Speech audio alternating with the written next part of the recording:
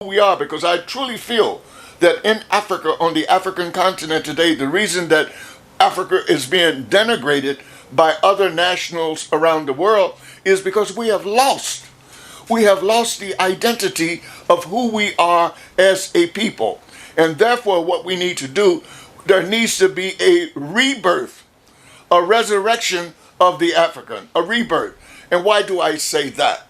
I say that because some of you may be too young to remember about 60 years ago that the Chinese were considered to be some of the lowest.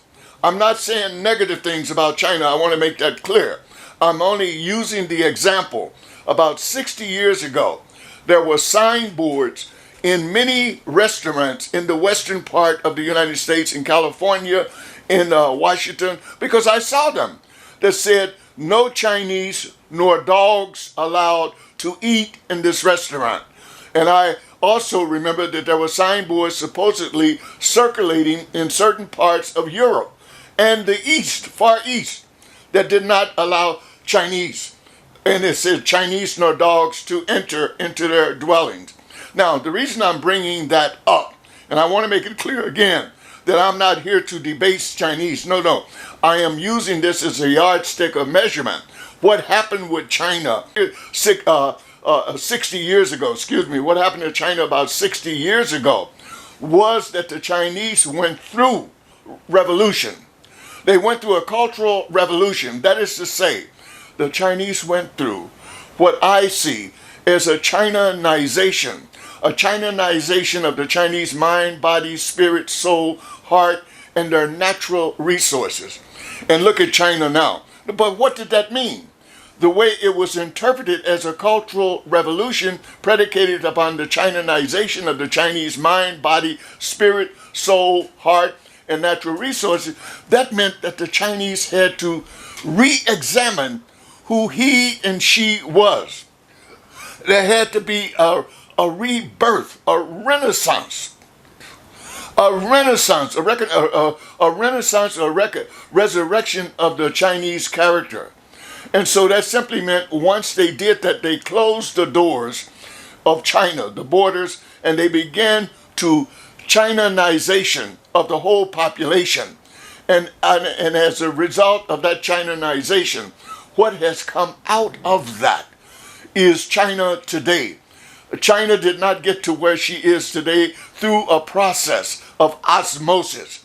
China got to where she is today because China closed her doors. When I say closed the doors, what she did, she went to re-examine who is a Chinese.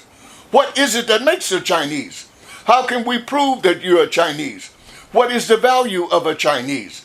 And this was the principal ideal that came to be known as China-ization of the Chinese mind, body, spirit, soul, heart, and natural resources. And we have to look similarly to Africa today, the Africanization of the mind, body, spirit, heart, soul, and natural resources. That means there has to be a renaissance, a rebirth of the African. Who is the African? What is the proof that you are an African? How do we even define an African? What is the essence of being an African? And if the African doesn't know who an African is, you can just imagine how a non-African would look at an African with no respect, with no dignity, because they say, you don't even know who you are. You don't even show how to strut your stuff as an African. And here we are, the oldest people, the first begotten children of God Almighty on this planet Earth. So where have we gone wrong?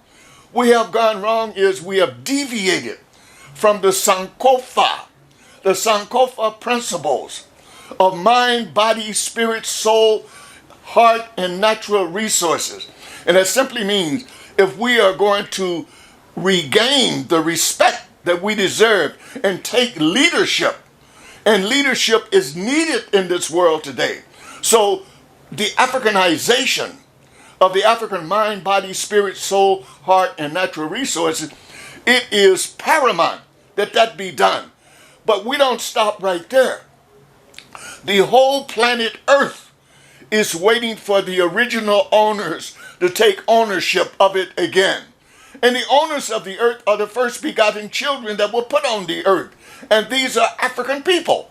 So what we are talking about is the Africanization of the whole planet Earth. Mind, body, spirit, soul, and natural resources of the earth. So this principle of Africanization, we must put this in place because, in my opinion, as I said at the outset, when you study China today and study China yesterday, you will see that China came to be a world power as she is today because she went through the process of China-ization of the mind, body, spirit, soul, heart, and natural resources. And then, boom, what comes out of that? A Chinese. And believe me, if you see any Chinaman, you don't have to ask them twice who they are and what they are. But if you see an African the way we are today, we have to think twice, 2, 3 times of who we are, what we are. So unless we go back, Sankofa, go back into ourselves with the Africanization, with the principles of Africanization of the mind, body, spirit, soul, and heart, and our natural resources, and from there take it to another level, the Africanization of the whole planet Earth, to return Earth back to its natural owners, to be in harmony with this universe.